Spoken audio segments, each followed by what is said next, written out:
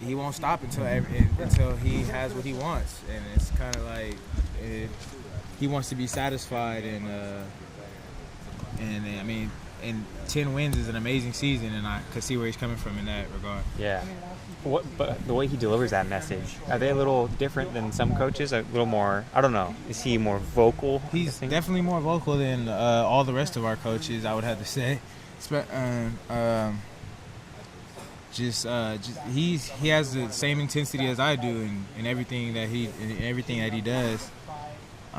So I mean, he's just a passionate person about the game of football. And he loves his game just like I do. Yeah. Does that passion come out more or less after a loss, or I mean, like last weekend, or a win? I mean, is he the same guy no matter what? He's probably the same person day in and day out. If we come off a great win on Monday, he's gonna come in and probably tell us how bad we are. But I mean, it's all love, and he's doing what's best for the team, and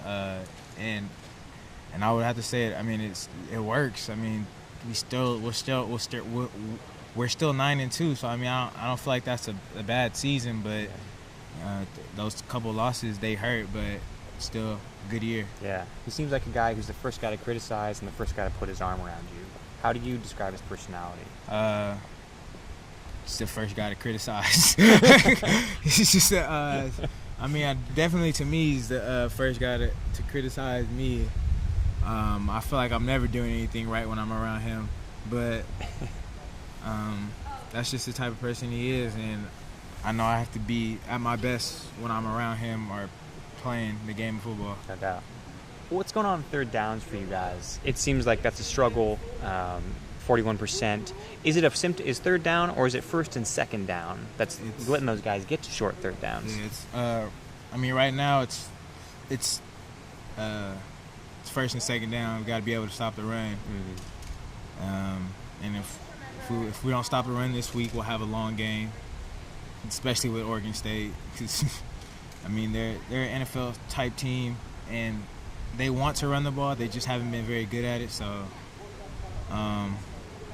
we'll have to do our best to make sure first and second down is handled. Yeah, they throw the ball so much, they don't really run it. But because of the two losses and the way you guys have allowed the run, do you expect that they might kind of gear a little more toward the run? No, I don't. I think they're gonna try all their tactics. They go through a number of different ways to try to beat you: fly sweeps, throwing the ball downfield, screen game. They just try the best way to try to beat you at that point, and we just got to be at our best on Friday. Yeah, Malone was saying that Joe Walker is like a wild man out there in practice this week. Is that the mood of the whole defense? A fiery? I would like to say it's like that all the time, but I mean, I definitely see Joe Walker flying around and making plays and hitting people all the time. Same with Raheem and Tyrell too. They're really starting to grow in this defense, and they're becoming great playmakers for us. Thanks so much, man. Yeah. Take care. You mentioned Oregon State's screen game. How important is it to disrupt their screen game? They love the tight end. They love to throw the screens to the running backs. How important is it to disrupt that? It's gonna be critical. If they get that screen game going, they could possibly break a 40-yarder, 30-yarder downfield, and that could open up the game for them and change the way we attack them. But if we get on them early and not let the tight end or running back breathe, then we should be all right. Brandon Cooks is Blitnikoff finalist. What makes him such a good receiver? He's fast and he's a good route runner. And he's tough. He's not going to give up in the fourth quarter when they're down.